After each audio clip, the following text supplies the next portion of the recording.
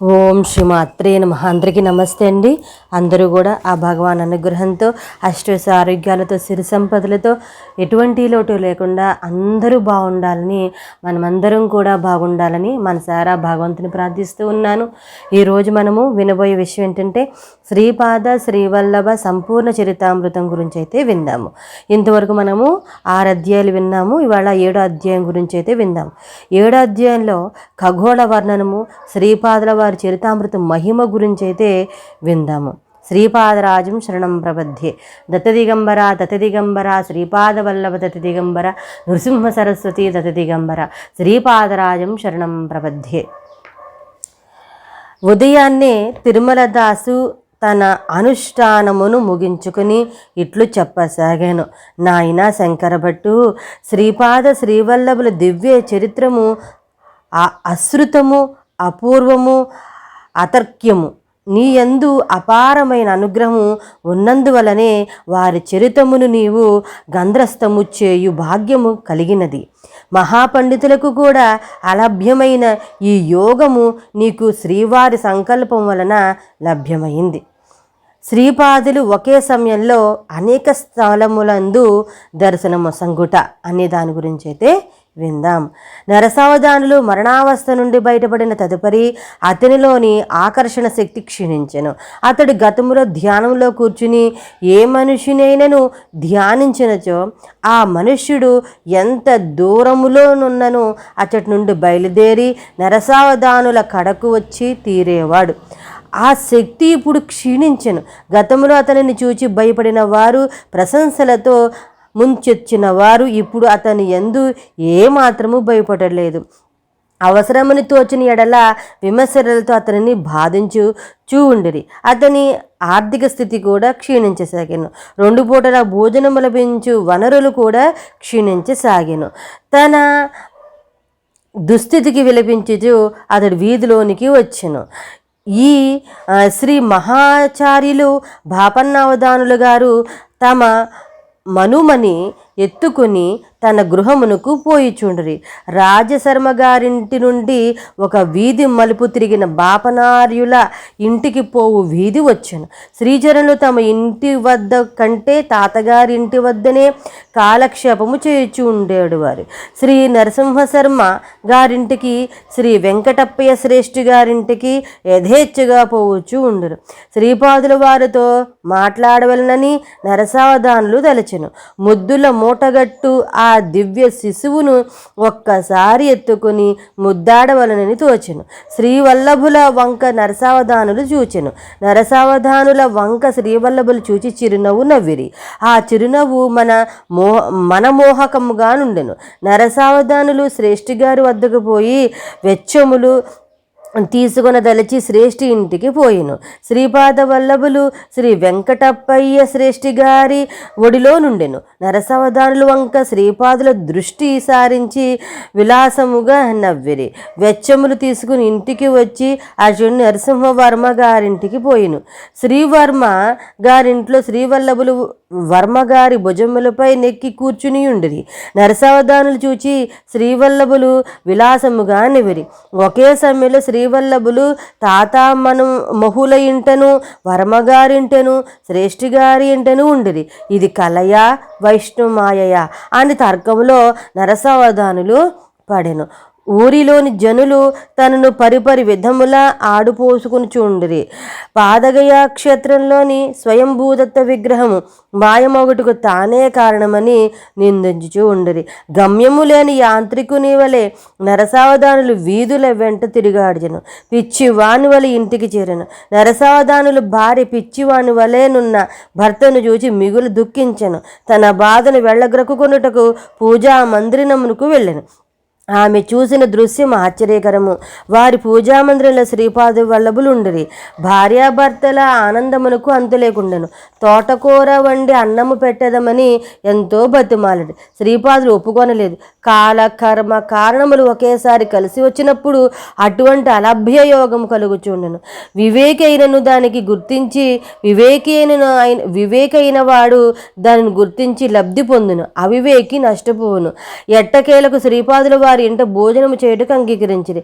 అయితే అది ఈ జన్మమున కాదు, మరి జన్మములో తన శ్రీ నరసింహ సరస్వతి నామమున పుణ్యభూమి మహారాష్ట్రంలో జన్మించదనయు, శ్రీ గణేష చతుర్థిని అవతరించిన తనలోని గణేష అంచెతో గజానన నామమున ఒకనాడు ఒకానొక మహాత్ముడు తన జన్మస్థానమునకు దగ్గరలో కొన్ని శతాబ్దముల తదుపరి జన్మించుననియు, నరసింహ సరస్వతినై అవతరించినప్పుడు తప్పక వారింటికి వచ్చి తోటకూరతో వండిన భోజనము స్వీకరించదననియు వాగ్దానము చేశాను. సూర్య చంద్రాదుల గతులను మార్చుటైనను సాధ్యము కావచ్చునేమో గాని శ్రీపాదుల వాగ్దానము బట్టి ఎట్టి పరిస్థితుల్లోనైనను సృష్టి అందలి పంచభూతములతో సహా సమస్త జీవులను వ్యవహరింపవలసి ఉండును. వాగ్దాన పరిపాలమునందు వారు దృఢవ్రతులు, సత్యవ్రతులు, జగములు కదిలను యుగములు మారినను వారి లీలలు మాత్రమే నిత్య సత్యములు, అత్యంత నవీనమునను కూడా ఉండును, అత్యంత నవీనమును కూడా ఉండును. ఆ పూజా మందిరంలో నరసావధానులు అతని ధర్మపత్నికి శ్రీపాదులు హితోపదేశము చేసిరి. ఇది దత్త భక్తులందరికీ ఎంతో ప్రయోజనకారి. నరసావధానుకును శ్రీవల్ల వారికి ఈ ప్రకారంగా సంభాషణ జరిగింది. తర్వాతది విందాము. నరసావధానులకు శ్రీపాద శ్రీవల్లభులకు జరిగిన సంభాషణ మరియు శ్రీవారి ఉపదేశముల గురించి విందాం. ప్రశ్న ఉత్తరాలు అన్నమాట, దాని గురించి అయితే విందాం. ప్రశ్న అడుగుతూ ఉన్నారు, నీవు ఎవరవు? దేవతవా, యక్షుడువా, మాంత్రికుడువా? ఉత్తరం చెప్తున్నారు, నేనే పంచభూతాత్మకమైన ఈ సృష్టిలోని ప్రతి అణువునందును అంతర్లీనముగానున్న ఆదిశక్తిని నేనే.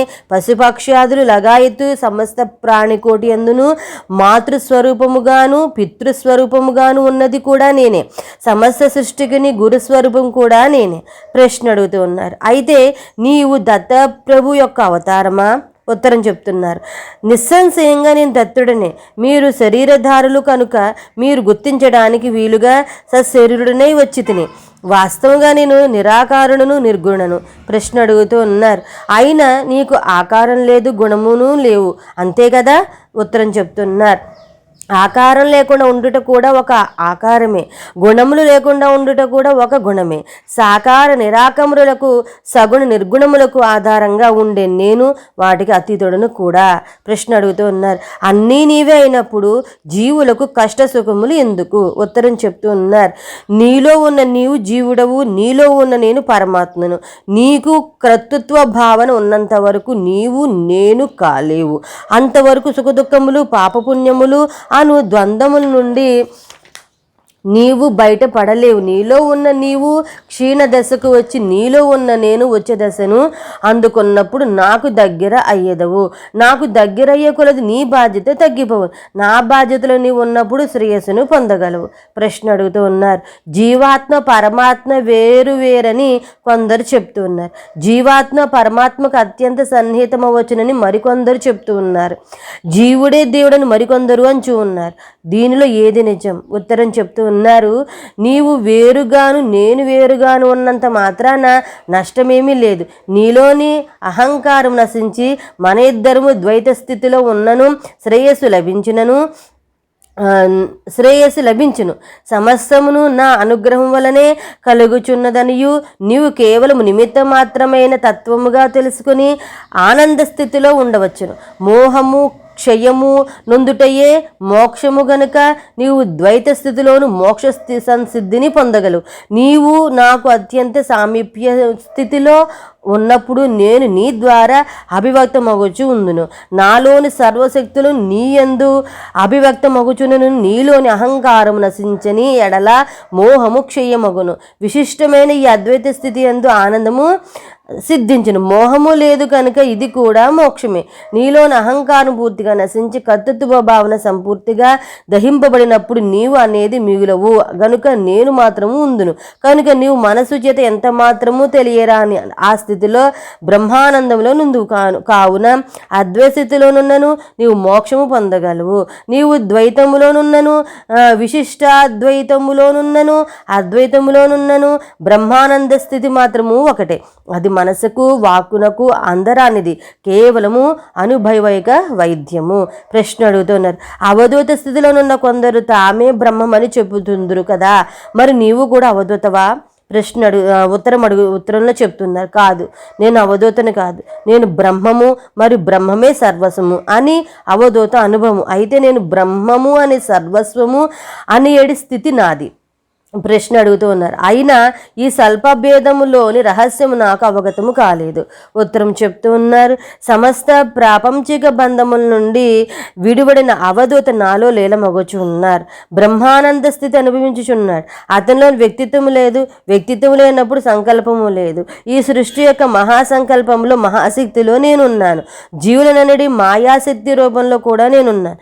నాలో లీనమైన అవధూతను కూడా నీవు తిరిగి జన్మకు రావలసిందని నేను ఆజ్ఞాపించినట్ల జన్మకు రావలసిందే. సంకల్పంతో కూడా సత్య జ్ఞానానంద రూపము నాది. సంకల్పం నశించిన సత్య జ్ఞానానందము రూపము వారిది. తర్వాత ప్రశ్న అడుగుతూ ఉన్నారు. విత్తనములను వేయించిన తదుపరి తిరిగి మొలకెత్తవు కదా. బ్రహ్మజ్ఞానమును పొందిన తదుపరి బ్రహ్మమే తానైనప్పుడు తిరిగి జన్మ ఎట్లు సాధ్యము? ఉత్తరంలో చెప్తూ ఉన్నారు. వేయించిన విత్తనములు మొలకెత్తకపోవుట సృష్టి ధర్మము. వేయించిన విత్తనములచే మొలకెచ్చించుట సృష్టి యొక్క శక్తి సామర్థ్యములు. అసలు నా అవతరణమే ఈ సిద్ధాంత రాద్ధాంతముల ద్వారా సత్య నిరూపణ చేయుటకు కదా గతంలో ఏర్పడినది. ప్రశ్న అడుగుతున్నారు. దత్తప్రభు శ్రీపాద వివరించవలసింది అని అడుగుతున్నారు. ఉత్తరంలో చెప్తున్నారు. భూత భవిష్యత్ వర్తమానములు అవస్థాత్రయము, సృష్టి స్థితి లయము మొదలైన త్రయములను అన్నింటి అతిక్రమించి నాన్నగారు అత్రి మహర్షిగా ప్రఖ్యాతులయ్యి. సృష్టి అందులు ఏ జీవి అందును ఏ పదార్థమునందును అసూయ ద్వేషములు లేస మాత్రము లేని కారణమున అమ్మ అనసూయ ఖ్యాతి గడించింది. బ్రహ్మ విష్ణు రుద్రులకు కూడా ఆధారమగును అతీత మగును ఉన్న ఆ పరంజ్యోతి స్వరూపం సృష్టి అందలి ప్రతి ప్రాణిని ప్రతి పదార్థమును అమృత దృష్టితో వీక్షించి అనుగ్రహించవలసిందిగా అనసూయామాత తపము చరించింది. కర్మసూత్రము అని అనుసరించి జీవులకు సుఖదుఖములు కలుగుచుండును. కనుక మహాపాపము ఫలితములు స్వల్పంగా కలుగునట్లును స్వల్పపుణ్యములకు మహాఫలితములు కలుగువలననేది సత్సంకల్పంలో అనసూయామాత ప్రార్థన చేసేటిది. కఠినమైన లోహముచే చేయబడి శనగల ఆకారంలోని లోహపు ముక్కలను తన తపోబలముచే జీవంతములైన తినుటకు యోగ్యమైన శనగలుగా అమ్మ మార్చివేసింది. ఖనిజము సంపూర్ణ నిద్రాస్థితిలో ఉన్న చైతన్యం, వక్షములు వృక్ష సంబంధ పదార్థములు అద్ర నిద్రాస్థితిలో నున్న చైతన్యము, జంతువులు పూర్ణ చైతన్యంలో నున్న స్థితి ఖనిజముగా పుట్టి ఖనిజముగా చచ్చి తరువాత తరుగుల్మాదులుగా జనించి ఆ తదుపరి జంతు జన్మములెత్తి ఆఖరున మానవ జన్మనెత్తిన మానవుడు వివేక జ్ఞాన వైరాగ్యవంతుడే తనలో నిద్రా స్థితిలోనున్న పరమాత్మ శక్తిని మేల్కొలిపి మోక్షము నొందవలేను. ప్రకృతిలోని పరిణామక్రమం యొక్క ధర్మములను పరంజ్యోతి అనుగ్రహంతో మార్చివేచున్నదన్నది అమ్మ నిరూపించింది. త్రిమూర్తి రూపంలోనున్న చైతన్యము జాగృతావస్థలోనున్నది కనుక దాని నిద్రావస్థలోనికి మార్చి ఆకారములను పసిబిడ్డ రూపంలోనికి మార్చివేసింది. త్రిమాతల శక్తులు ఏకమై అనగాదేవిగా రూపొందింది. నేను దత్తాత్రేయుడిగా జనించి అనగాదేవిని అర్ధాంగిగా స్వీకరించుట జరిగింది. శ్రీపాద శ్రీవల్లభ అవతారమున వామభాగమున అనగాదేవియు కుడి భాగమున దత్తాత్రేయుడు కలిగిన అర్ధనారీశ్వర రూపమును జనించితిని. ఇంతటి మహత్తరమైన సృష్టిని తన సంకల్పానుసారంగా సృజించిన ప్రభువును సృష్టి ధర్మమును అవసరమును బట్టి మార్చగలుగు శక్తి సామర్థ్యులునని నీవు గ్రహించవలేను. ప్రశ్న అడుగుతున్నారు. శ్రీపాద సృష్టి ధర్మములను మార్చగలను నీవు నా దరిద్రమును పోగొట్టలేవా అని ఉత్తరంలో చెప్తున్నా. తప్పకుండా పోగొట్టగలను. అయితే అది మరో జన్మకు వాయిదా వేచున్నాను. వచ్చే జన్మలో కూడా నీవు అంత దరిద్ర బాధను పొందిన తరువాత మాత్రమే తోటకూర విషయము చాలా చిన్న విషయము అయినను నీవు దాని యందు ఎంత మోహము పెంచుకున్నావు. అమ్మ కానీ నాన్నగారు కానీ తాతగారు కానీ ఎవరిని యాచించి అడగరు. పసిపిల్లవాడిన నేను ఎంతటి ఆహారమును తీసుకుందును. నేను మనసు పడినప్పుడు నీవు వెంటనే ఇచ్చి ఉండవలసింది. ఇప్పుడు కాలాతీతమైంది. నీ మనసులోని మాలిన్యములు హరించుటకు ఈ జీవితము కాలము చాలదు. ప్రతి మానవునికి పుణ్యఫల రూపముగా ఆయువు, ఐశ్వర్యము, అందము, ప్రఖ్యాతి మొదలైనవి సిద్ధించును. పాపఫల రూపముగా అల్పాయువు, దారిద్ర్యము, అనాగరితనము, కుఖ్యాతి మొదలైనవి సిద్ధించును. నీ పుణ్యఫలములు ఎక్కువ భాగమును తీసి నీకు ఆయుర్దాయం పోసితిని. నీ పుణ్యభాగం చాలా ఖర్చయింది, పాపభాగం ఎక్కువ మిగిలింది. నీవు దరిద్రమును అనుభవించియే తీరవలేను. అయినను నీవు స్వయం భూదత్తును ఆరాధించితివి గనుక నీకు ఐశ్వర్యం లేకపోయినను 2 పూట్ల అవస్థ పడకుండా అన్నము లభించినట్లు అనుగ్రహించుచున్నాను. ప్రశ్న అడుగుతూ ఉన్నారు. శ్రీపాద, వర్ణ వ్యవస్థ ప్రకారం నడుచుకొనవలెనని శాస్త్రము చెబుతున్నది కదా, మీ తాతగారు వైశ్యులు కూడా వేదోక్తముగా ఉపనయనము చేయవచ్చునని తీర్మానించిరి, ఇది తప్పు కాదా అన్నారు. ఉత్తరంలో చెప్తూ ఉన్నారు. సత్య ఋషీశ్వరులు నిర్ణయములో దోషము నుంచుట వలన నీ నాలుకను కోసి పారవయ్యవలెను.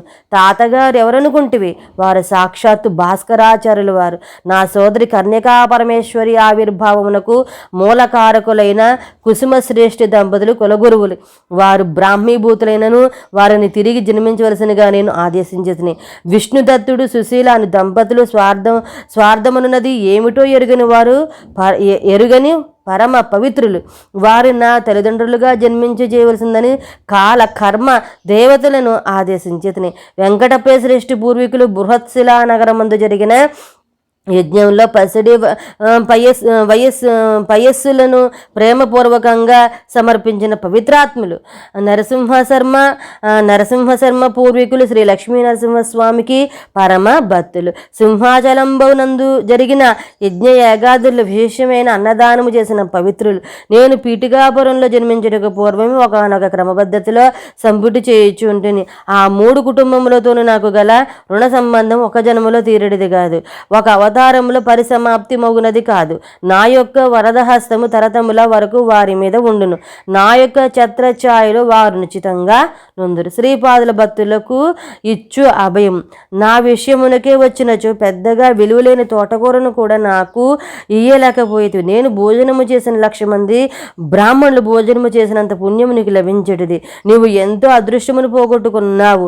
ఏది ధర్మము ఏది అధర్మము అన్నది చర్చనీయాంశమైనప్పుడు శాస్త్రమును ఆచరించవలసిందే. అయితే శాస్త్రంలో చెప్పింది ఆచరించదగునా లేదా అని మీమాంస వచ్చినప్పుడు నిర్మలాంతః కరుణుల నిర్ణయించింది శాస్త్రమగును.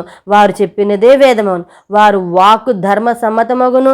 వారు అధర్మమున తీర్పు చెబుదామనుకున్నను ధర్మదేవత వారిని చెడు మార్గములోనికి వెళ్ళనీయక సరైన తీర్పును చెప్పించును. హింస చేయుట పాపమని నీ శాస్త్రము చెబుతున్నది.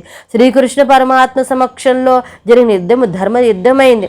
కౌరవ పాండవ సంగ్రామం ధర్మయుద్ధమని, అది జరిగిన స్థలము ధర్మక్షేత్రమని ప్రఖ్యాతిగాంచింది కదా. యజ్ఞము పుణ్యఫలప్రదమే కానీ పరమాత్మ స్వరూపుడైన శివుని ఆహ్వానింపక దక్షుడు చేసిన యజ్ఞము ఆఖరికి యుద్ధముగా పరిగణించింది. దక్షుని తల తెగబడింది, వానికి మేక తల అమర్చబడింది. రోగికి పైత్య ప్రకోపము ఉన్నప్పుడు వైద్యుడు నిమ్మకాయ ఉసిరికాయ అని వాటితో వైద్యము చేయును. శరీర భాగము కుళ్ళినప్పుడు కత్తి పుచ్చుకుని నరికి వైద్యము చేయును. నేను కూడా అంతే. నాలో దేవతల అంశలే కాక రాక్షాంశాలు కూడా ఉన్నవి. నేను ఉన్మత్తుడిగా పిశాచుగా రాక్షుడిగా కూడా వ్యవహరించదును. అయితే నాలో అంతర్గతముగా జీవులు ఎడల ప్రేమ పొంగి ప్రవహించుచుండెను. మీ స్వభావములను బట్టి మీ కర్మల యొక్క శుభాశుభములను బట్టి నా ప్రవర్తన ఉండును. సర్వస్వ శరణాగతి చెందిన భక్తులు నేను చేయి విడువను. దూర తీరములున్న నా భక్తులు నా క్షేత్రమును బలవంతంగా కూడా ఇక్కడికి రప్పించేదను. ఋషుల యొక్క మూలమును నదుల యొక్క మూలములను చర్చించరాదు. ఆద్య పరాశక్తి కన్యకా పరమేశ్వరిగా వైశ్యకులములో ఆవిర్భవించలేదా? సిద్ధమునులలో వైశ్యమునులు లేరా? బ్రహ్మక్షత్రియ వయసులకే కాదు శూద్రులు కూడా నియమనిష్టలను పాటించిన నెలలా వేదోక్త ఉపనయమునకు అర్హులే. ఉపనయం వలన 3వ కన్ను విచ్చుకోవలేను. అంతఃకరణము పరిశుద్ధమే. బ్రహ్మజ్ఞానమందు మనస్సు లగ్నమవలేను. నీ మనస్సు శాఖ జ్ఞానమునందు పూర్తిగా లగ్నమై ఉన్నది. బ్రహ్మము అన్నది అంగట్లో దొరికే వస్తువు అనుకుంటివా? ఈ జన్మమున బ్రాహ్మణుడిగా పుట్టినవాడు మరుజన్మమున చండాలుగా పుట్టవచ్చును. ఈ జన్మమున చండాలుగా ఉన్నవాడు మరుజన్మమున బ్రాహ్మణుడిగా పుట్టవచ్చును. బ్రహ్మ పదార్థము కొల్ల మతములకు దేశ కాలములకు అతీత రహస్యమును గుర్తురగును. దైవము బాహ్య దృక్ప్రియుడు కాదు, భావప్రియుడు. నీ భావమును బట్టి దైవము పనిచేయుచుండెను. బ్రహ్మజ్ఞాన సంబంధ విషయములు వచ్చినప్పుడు నేను బ్రాహ్మణును, దర్బారు చేయు భక్తులు యోగక్షేములు విచారించుచు అనుగ్రహించుచున్నప్పుడు క్షత్రుడు ప్రతి జీవి తను చేయు పాప పుణ్య కర్మములను బట్టి వానికి వేతనము నిర్ణయించబడును. ప్రతి వాని వేతనమును నా వద్ద ఉన్నది. తూచి కొలచి ఎవరికి ఎంతెంత ఇవ్వవలసింది అన్నది లెక్క చూచుకున్నప్పుడు నేను వైశ్యుడను. భక్తుల బాధను కష్టములను నా శరీరం మీదకి ఆకర్షించుకుని వారికి సుఖశాంతులను కలుగజేయడం వలన సేవాధర్మం నిలబడటం వలన నేను శూద్రుడను. జీవుల యొక్క పాపమును ప్రక్షాళన చేయనప్పుడు నేను చాకలిని. మరణించిన జీవులను కాల్చి బూడిద చేసి ఉత్తమ జన్మను ప్రసాదించుచు ఉన్నాను. అందుచేత నేను కాటికాపరిని. ఇప్పుడు నేను ఏ కులము వాడినో తేల్చి చెప్పవలసింది. ప్రశ్న అడుగుతూ ఉన్నారు. శ్రీపాద, క్షమించవలసింది. నేను అజ్ఞానిని, నీవు దత్తప్రభువే, సర్వజీవులకు ఆశ్రయము నీవే. అసలు ఈ సృష్టి ఏ విధంగా ఏర్పడిందో తెలియజేసి నన్ను కృతార్థుణ్ణి చేయవలసింది అని ప్రశ్న అడిగారు. ఉత్తరంలో చెప్తూ ఉన్నారు లోకాలోక వర్ణన గురించి. తాత, స్వర్గమునందు 88,000 సంఖ్య గల గృహస్థ మునులు కలరు. వారు పునరావృతి ధర్మము గలవారు. ధర్మమును తిరిగి ప్రచారము చేయు నిమిత్తము బీజభూతులై ఉన్నారు. పరమాత్మ యొక్క అనిర్వాచ్యమైన శక్తిలోని ఒకానొక స్వల్పాంశము జగత్తును సృష్టించుటకు బ్రహ్మగా ఏర్పడను. పరమాత్ముని క్రమముగా ఏర్పడిన జలము సర్వవ్యాప్తంగాను పరమాత్మ తేజం వలన ఆ జలమునందు స్వర్ణమయమైన అనేక కోట్ల అండములు ఏర్పడను. ఆ అండములో మనము నివసించుచున్న బ్రహ్మాండము కూడా ఒకటి. అండము యొక్క లోపలి ప్రదేశము చీకటితో నిండి ఉండగా పరమేశ్వరుని యొక్క తేజస్సు మూర్తిత్వము నుండి అనిరుద్ధుడను నామముచే విఖ్యాతం ఆయన. ఆ అండమును తన తేజోమహిమచే ప్రకాశింపజేయుచున్న హిరణ్య గర్భుడని సూర్యుని, పవిత్ర అని, పరంజ్యోతి అని అనేక శబ్దములచే వేదములతో వ్యవహరించబడిన. త్రేతాయుగమునందు పీఠికాపురంలో సవితృకాఠక చైనము భరద్వాజ మహర్షి నిర్వహించాను. అనేక కోట్ల బ్రహ్మాండము నుండి ఉన్న దత్తాత్రేయ తేజస్సును ఉద్దేశించి సవితృకాటక చయనము చేయబడింది. సత్యలోకమునైనవైన నిరామయ స్థానమును యుక్త స్థానమున్నది. త్రికంఠ సోపానముల్లో వసురుద్రాదిత్యులని పిలువబడు పితృదేవతలుందురు. వీరు నిరామయ స్థాన సంరక్షకులుగా ఉందురు. కారణ బ్రహ్మలోకమున్నది చతుర్ముఖ బ్రహ్మ నివాస స్థానమై ఉన్నది. అది విద్యాస్థానమనియు మూల ప్రకృతి స్థానమనియు పేరుగాంచిన శ్రీనగరము ఆ పైన ఉన్నది. దానికి పైభాగమున మహాకైలాసమును ఆ పైన కారణ వైకుంఠమును కలవు. సత్యలోకంలో పురమనున్నది విద్యాధరమ స్థానము. తపోలోకంలో అంజనావతీపురము నందు సాధ్యులు అనువారు ఉందురు. జనలోకంలో అంబావతీపురము నందు సనక సన్నాది ఋషులు ఉందురు. మహర్లోకంలో జ్యోతిష్మతీపురమునందు సిద్ధాదులు ఉందురు. సువర్లోకమని పిలువడు స్వర్గలోకంలో అమరావతిపురమునందు దేవేంద్రాది దేవతలు ఉందురు. ఖగోళములకు సంబంధించిన గ్రహ నక్షత్రాదుల గల భువర్లోకంలో రథంతపురమునందు విశ్వకర్మను దేవశిల్పి కలడు. తాత, భూలోకమందు 2 భాగములు కలవు. మానవులు నివసించు దానిని భూగోళమని అందరు. ఇదిగాక మహాభూమి అనేది మరొకటి కలదు. ఇది భూగోళమునకు 5 కోట్ల బ్రహ్మాండ యోజనముల దూరమున దక్షిణముగా ఉన్నది. మత్స్యలోకమనగా భూలోక భువర్లోకములు. దీనిలో మహాభూమి కూడా చేరియే. పాతాళమనగా అతల, వితల, సుతల, రసాతల, తలాతల, మహాతల, పాతాళమనునవి స్థూలంగా. వీటిని స్వర్గ మర్త్య పాతాళమని అందరు. మనము నివసించడి ఈ భూగోళమునకు దిగువనున్న మహాభూమి అనున్నది మధ్య భాగమునందు మిర్రుగా నుండి చక్రాకారంగా ఉంది. అందువలన ఉపరి భాగమునందు సూర్యచంద్రుల ప్రకారము నిరంతరము ప్రకాశించి ఉన్నది. సదా వెలుతురు ఉండుటచే అచ్చట కాలనిర్ణయము లేదు. ఈ మహాభూమి మీదనే సమస్త సముద్రములను 7 ద్వీపములు కలవు. జంబూ ద్వీపం అనేది దీని ఎందే కలదు. భూలోక భువర్లోకము 2 చేరి మధ్యలోకమని పిలువబడు. భూలోకమునందు మహాభూమి అనియు భూగోళమనియు 2 విధములు కలవు. సృష్టి ఆది యందు సమస్తమును జలములో నిండియుండును. ప్రజాపతి సృష్టి చేయదలిచి తపమునరించగా నీటి మీద పుష్కర పర్ణము దర్శనీయమాయను. ప్రజాపతి వరాహ రూపమును పొందిన వాడే పుష్కర పర్ణ సమీపమున మునుగునుగా దిగువన ఉన్న మహాభూముని పొందవాడు ఆయన. ప్రజాపతి వరాహ రూపము పొందిన వాడే పుష్కర పర్ణ సమీపమున మునుగగా దిగువన ఉన్న మహాభూమి పొందినవాడు అయ్యను. ఆ మహాభూమి నుండి కొద్దిగా తడి మట్టిని స్వీకరించి తన కోరలచే కొట్టి వేరు చేసి నీటిపై భాగమును తెచ్చును.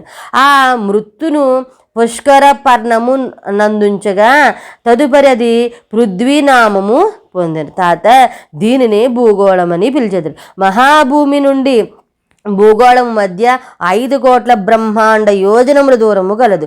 మహాభూమి అనేది 50 కోట్ల యోజన విస్తీర్ణం కలిగి ఉంది. జంబూద్వీపం అనేది మహాభూమి అందే కలదు. దానిలో నవకొండనములు ఉన్నవి. దైవఖండమునందు దేవతలు నివసించెదరు. గభస్య ఖండమునందు భూతములు ఉండేను.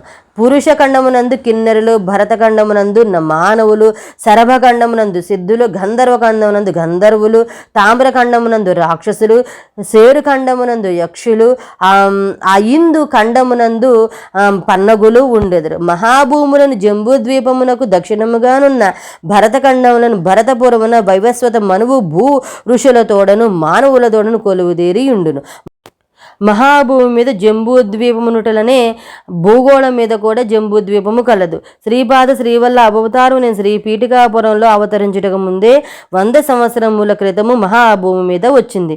మహాభూమి మీద నున్న జంబూద్వీపము 1,00,000 బ్రహ్మాండ యోజనముల విస్తీర్ణము కలిగి ఉన్నది. జంబూద్వీపమునందలి భరతఖండమును మాత్రమే వైవస్వత మనము ఉన్నాడు. మిగతా ఖండముల్లో దేవయోనులైన వారు ఉన్నారు.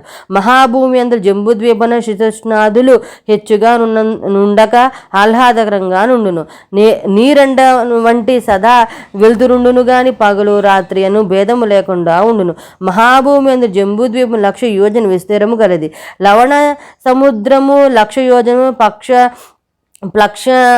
ప్లక్ష ద్వీపము 2,00,000 యోజనములు, ఇక్షుర సముద్రం 2,00,000 యోజనములు, కుశద్వీపము 4,00,000 యోజనములు, సురా సముద్రము 4,00,000 యోజనము, క్రౌంచ ద్వీపము 8,00,000 యోజనములు, సర్పి సముద్రము 8,00,000 యోజనములు, శాఖ ద్వీపం 16,00,000 యోజనములు, దధి సముద్రము 16,00,000 యోజనములు, సాల్మిలి ద్వీపం 32,00,000 యోజనము, క్షీర సముద్రము 32,00,000 యోజనములు, పుష్కర ద్వీపము 64,00,000 యోజనములు, శుద్ధ జల సముద్రము 64,00,000 యోజనములు, చలాచల పర్వతము 128,00,000 యోజనములు, చక్రవాక పర్వతము 256,00,000 యోజనములు, లోకాలోక పర్వతము 512,00,000 యోజనములు, తపోభూమి 1,250,00,000 యోజనములు విస్తీర్ణము కలిగి ఉండను. లోకాలోక పర్వతము దాటి సూర్యరశ్మి వెలుతుళ్లకు వీలు లేదు. అందులో లోకాలోక పర్వతమునకు అండభిత్తికి నడుమ నుండి ప్రదేశం ఎల్లప్పుడూ చీకటితో కూడి ఉండును. అండభిత్తి అన్న 1,00,000 యోజనములు మందము కలిగి ఉండును. వరాహావతారముగా నరసింహావతారంగా భూమి పట్టేటంటది అవతారములు కావు. వరాహమనగా సూకరము కాదు, ఖడ్గము ఒకే కూర కలిగింది. తర్వాత మనము ద్వీపములు, దీపాధిపతులు, దీపాది దేవతల వివరణ గురించి అయితే విందాము. మహాభూమి అందరి జంబూద్వీపమును స్వయంభువ మనువు ప్రథమ చక్రవర్తిగా పాలించగా అతని 7 కుమారులు 7 ద్వీపములకు అధిపతులయ్యేరి. ప్లక్ష ద్వీపమును మేధాతిథి, సాల్మా ద్వీపమును వపుష్మంతుడు, కుశద్వీపమును దూషిత్మంతుడు, క్రౌంచ ద్వీపమును ద్యుతిమంతుడు, శాఖ ద్వీపమును ఆహ్యుడు, పుష్కర ద్వీపమును సవనుడు పరిపాలించిన ప్రథమ చక్రవర్తులు. ప్లక్ష ద్వీపమునందలి చాతుర్వర్ణములు ఆర్యక, కుకుర, విందక, భావిన అనునవి. వారికి చంద్రాకృతిలో నుండి విష్ణువు ఆరాధ్య దైవము. సాల్మల ద్వీపమునందు కపిలవర్ణ, చారణ, కవర్ణ, పీతవర్ణ, కృష్ణవర్ణ అను 4 వర్ణములు వారుందురు. వారు విష్ణు ఆరాధకులు. కుశద్వీపమునందు దమ్మ, మిషుణ్మిణ, స్నేహ, మందేహ అను 4 వర్ణములు వారుందురు. వీరికి బ్రహ్మ ఆరాధ్య దైవము. క్రౌంచ ద్వీపమునందు పుష్కర, పుష్యల, ధన్య, పిష్య అను వర్ణములు వారుందురు. వారికి రుద్రుడు ఆరాధ్య దైవము. శాఖద్వీపమునందు మంగ, మాగధ, మానస, మంద అను వర్ణములు వారుందురు. వారు సూర్యభగవాను ఆరాధించెదరు. పుష్కర దీపమునందు మాత్రము చాతుర్వర్ణ్యములు లేవు. అందరూ దేవతల వలె రోగములు గాని శోకములు గాని లేకుండా ఆనందంగా నుండురు. వీరికి బ్రహ్మ ఆరాధ్య దైవము. మన భూగోళమునందులు జంబూద్వీపంలో భరత వర్షము, కింపురుష వర్షము, హరివర్షము, కేతుమాల వర్షము, ఇలావృత వర్షము, భద్రాశ్వ వర్షము, రమ్యక వర్షము, హిరణ్యక వర్షము, కురు వర్షమనున్నవి కలవు. తాత మహాభూమి అందు ఖండ విభాగములు గల జంబూద్వీపములచే ఖగోళ వర్ష విభాగములతో కూడిన జంబూద్వీపము కలదు. మహాభూమి గుండ్రముగా నుండి మధ్యలో తాబేటి పెంకు వలె మీరుగా నుండును. దీనినే భూమండలమని పిలిచెదరు. భూగోళ మాత్రము నిమ్మ పండు వలె నుండును. మహాభూమి మేరు రేఖను చుట్టి బ్రహ్మాండం యొక్క అండ భిత్తి వరకు వ్యాపించి ఉండును. భూగోళం మాత్రము జ్యోతిశ్చక్ర సమ మధ్యమందు నిలిచి ఉన్నది. మహాభూమి యందు నడి మధ్యన గల మేరు రేఖను చుట్టుకొని జంబూ ద్వీపం ఉన్నది. దాన్ని చుట్టి సప్త సముద్ర ద్వీపాదులు ఉన్నవి. భూగోళమందలి ఉత్తరార్ధగోళము దేవభాగమని, దక్షిణార్ధ గోళమును అసుర భాగమని అందరు. మహాభూమి నందలి సమ మధ్య ప్రదేశమున మేరువు దివ్యంగా ప్రకాశించుచు ఉన్నది. జీవులను పరిపాలించడి మానవులకి ఇది నివాస స్థానము. భూగోళం పరిపాలితులైన జీవులకు స్థానం. మహాభూమి మీద చుట్టూ చేరి ఉండే చక్రవాళ పర్వతాగ్రము నందు జ్యోతిష్ చక్రము అమర్చబడి ఉన్నది. భూగోళం మాత్రం దీనికి భిన్నంగా ఉంది. సప్త కక్షావృతమైన జ్యోతిచక్రము దీనికి ప్రతి దినమును ఒక ప్రదక్షిణము చేయుచున్నది. మహాభూమి యందు శీత వాతాతపములు అల్పములు సదా పగలుగా నుండి చీకటి అనున్నది లేక కాల వ్యత్యాసము లేక యుండును. భూగోళం నందు దీనికి వ్యతిరేక్తముగానున్నవి. మహాభూమి అనున్నది పుణ్య ఫలానుభవ మాత్రమే పొందదగింది. స్థూల శరీరంలో పొందరానిది. భూగోళము పుణ్యము సంపాదించుకున్నట్టు తగిన కర్మభూమి. స్థూల శరీరంలో ఉండవలసిన భూమి. మహాభూమి మీద మను ప్రళయము తప్ప చిన్న ప్రళయములు అనేవి ఉండవు. భూగోళం మీద యుగ ప్రళయములు, మహాయుగ ప్రళయములు, మను ప్రళయములు జరుగుచూ ఉండును. మహాభూమిని ధాత్రి, విధాత్రి అని పేర్లతో పిలిచెదరు. భూగోళమును మహి, ఊర్వి, క్షితి, పృథ్వీ, భూమి అని పిలిచెదరు. తాత పాతాళలోకం గురించి చెప్పుచున్నాను వినుము. అతలమునందు పిశాచ గణములు, వితలమునందు గుహ్యకులు, సుతలమునందు రాక్షసులు, రసాతలమునందు భూతలములు, తలాతలమునందు యక్షులు, మహాతలమునందు పితృదేవతలు, పాతాళమునందు పన్నుగులు ఉందురు. లోక నివాసులు, లోకాధిపతుల ఖండముల గురించి వివరణ విందాము. వితలమునందుండు కుబేరుడు నవనిధులకు అధిపతి. ఇతడే బ్రహ్మాండమునకు కోశాధిపతి అయి ఉన్నాడు. ఉత్తర దిక్కునకు అధిపతి అయి ఉన్నాడు. వితలమునందలి అలకాపురమునందు ఇతడుండును. అదే వితలమునందు మేరువకు పశ్చిమ దిశలో యోగినీపురము మయుడు నివసించును. ఇతడు రాక్షసులకు శిల్పి, త్రిపురాసురులకు ఆకాశంలో చాలా ఎత్తున విహరించగల త్రిపురమును నిర్మించి ఇచ్చినవాడు. సుతలములోని వైవస్వతపురమును యమధర్మరాజు పరిపాలించుచు ఉండును. ఇతడు దక్షిణ దిక్కున అధిపతి. ఈ పట్టణ ప్రవేశమునకు ముందు అగ్నిహోత్రపు నది కలదు. దీనినే వైతరణి నది అంటారు. పుణ్యవంతులకు సులభంగా దాట వీలు కలుగును. పాపాత్ములకు కడుంగడు కష్టతరము. రసాతలమునందు పుణ్య నగరమునది కలదు. దానికి నైరుతి అను దైత్యుడు అధిపతి. ఇతడు నైరుతి దిక్కునకు అధిపతి. తలాతలమునందలి ధనిష్టాపురమున పిశాచగణములతో కూడి బేతాళుడును. మహాధనముల కైలాస నగరంలో సర్వభూత గణములతో కాత్యాయనిపతి అయిన ఈశానుడు కలడు. ఇతడు ఈశాని దిక్కునకు అధిపతి. పాతాళమునందు వైకుంఠ నగరము కలదు. అందులో శ్రీమన్నారాయణమూర్తి పాతాళాసురులతోనూ వాసుకి మొదలైన సర్పశ్రేష్ఠులతోనూ శేషసాయిపై విరాజులుతూ ఉన్నాడు. దీనినే శ్వేత ద్వీపగతమైన కార్యవైకుంఠమని అందురు. ఆఖరిదైన పాతాళలోకమునందు త్రికండ సోపానము కలదు. ప్రథమ ఖండమందు అనంగ జీవులుందురు. ద్వితీయ ఖండమునందు ప్రేతగణములుందురు. తృతీయ ఖండమునందు యాతనాదేహమును పొందియున్న జీవుల దుఃఖక్రాంతులై ఉందురు. సప్తద్వీపములను సప్త సముద్రములను సప్తద్వీపమును మహాభూమి ఎందు కలవు. దాని మధ్య అనున్నది జంబూ ద్వీపం. ఇది 9 ఖండాలుగా విభజించున్నది. దక్షిణమునందున దానికి భారతఖండం అని పేరు. దీనిలో భరతపురమునందు స్వయంభూమనువు ఉండును. అనేకులైన పుణ్యజీవులు ఋషులు స్వయంభూమనువు పరిపాలనలో ఉందురు. వారు లోకములు పరిపాలించు ధర్మాధర్మములను పాలించుచుండును. మహాభూమి మీద నుండి సప్తద్వీపములను చుట్టుకొని చరాచర చక్రవాక లోక పర్వతములనువి స్వర్గలోకముల వరకు వ్యాపించి ఉండును. ఇవి ఎంత మాత్రం వెలుతురను తమ గుండా ప్రసరింపనీయని పొరలు. భోజనాంతరము చెప్పవలసిన శ్లోకము. మహాభూమికి దిగువన 7 అధోలోకములు కలవు. వీటినే సప్త పాతాళమని అందరూ. అతల లోకమనున్నది పిశాచులోకమునకు నివాసము. వితల లోకమందలి అలకాపురిలో కుబేరునుండును. వితల లోకమునందలి యోగినీపురంలో రాక్షసులతో కూడి మయుడు అను ఉండువాడు ఉండును. సుతలమునందు బలిచక్రవర్తి తన పరిజనవరములైన రాక్షసులతో నివసించును. వైవస్వపురమునందు యమధర్మరాజు ఉండును. ఇందలి నరకాదులు యందు పాపజీవులు యాతనను పొందెదురు. రసాతలను పుణ్యపురమన్నది నైరుతి స్థానము. దీనిలో భూతాది వర్గములు ఉండును. తలాతలమునందలి ధనిష్టాపురంలో బేతాళుడు ఉండును. తలాతలమునందలి కైలాసపురంలో రుద్రుడుండును. మహాతలమునున్నది పితృదేవతలకు నివాసము. పాతాళమునందు శ్వేత దీప వైకుంఠము గల. దీనిలో నారాయణుడు ఉండును. మేరువునంటి పెట్టుకున్న అధోభాగమునందు అనంగజీవులు ప్రేతగణములు యాతనాదేహములు ఉందురు. నిరాలంబ సూచ్యాగ్రస్థానము. దానిలో మహాపాతకులు ఉందురు. భోజనానంతరం రౌరవే అపుణ్య నిలయే పద్మాద్భుత నివాసినాం అర్ధినాం ఉదకం దత్తం అక్షయము ప్రతిష్టతి అని ఉత్తరాపోసనలో ఉదక ప్రధానము వీరికే చేయబడుచు ఉన్నది.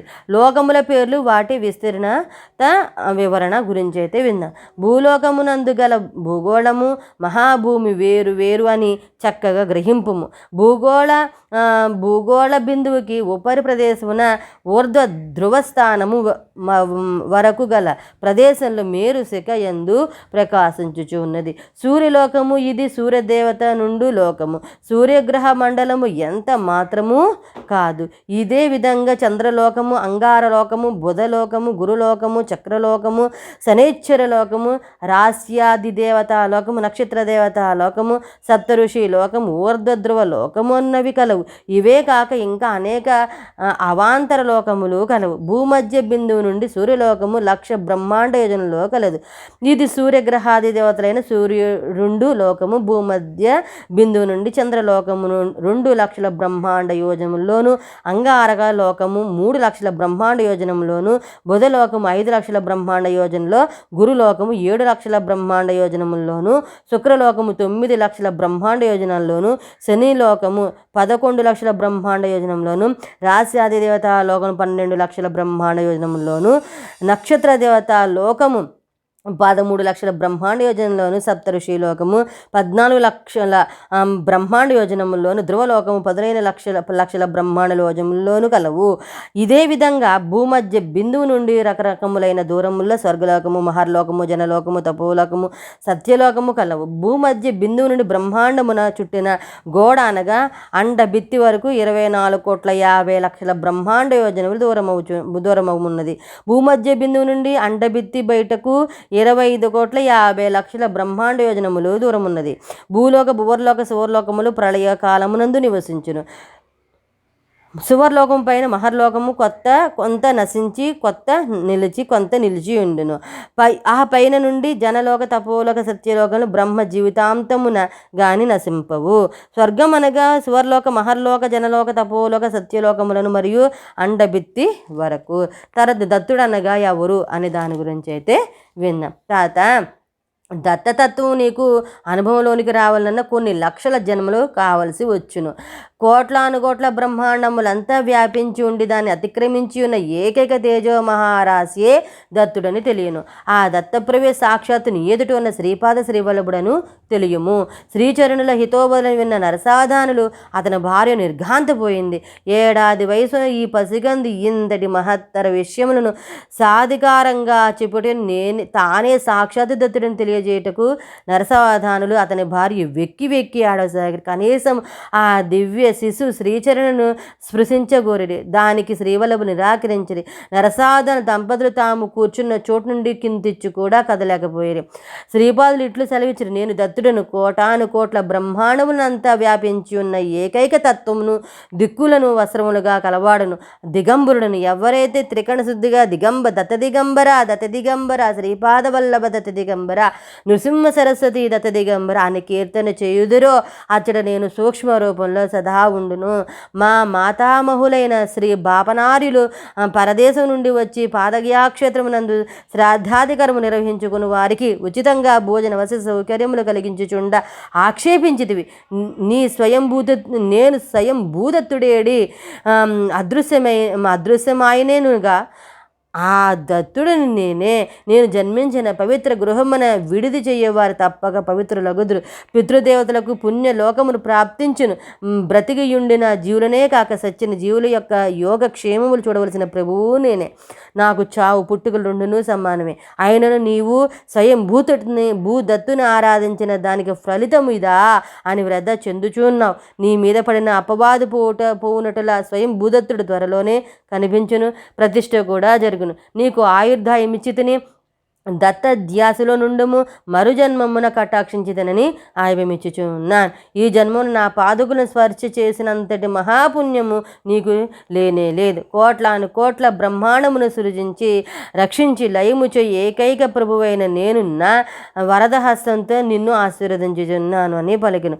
మహాభయంకర శబ్దంతో శ్రీచరణుల శరీరమునందు అణు పరమాణువులు విఘటనము చెంది శ్రీపాదులు ఆశ్చర్యలయ్యిరి. నాయన శంకర భట్టు శ్రీపాదులు స్వయంగా తను నామము చివరి దిగంబర నామము చేర్చి జపించట్లోని మర్మమును ఈ రకంగా తెలియజేశారు. వారు సర్వవ్యాపకత్వము నిరాకారమైన ఈ తత్వము సాకారముగా ఎట్లు ఆవిర్భవించునో మన ఊహకందని విషయం. పసి బాలక రూపమున కపట వేష రూపము ధరించి వచ్చిన ఆ జగత్ప్రభువు పసితనము నుండి చేయు లీలలకు అంతెక్కడా. శ్రీపాద శ్రీవల్లభులకు జయము జయము. 7వ అధ్యాయము సంపూర్ణం. మళ్ళీ మనం ఉందా అధ్యాయం గురించి అయితే విందాం. దత్త దిగంబర శ్రీపాద వల్లభ దత్త దిగంబర నృసింహ సరస్వతి దత్త దిగంబర శ్రీపాదరాజం శరణం ప్రబధ్యే.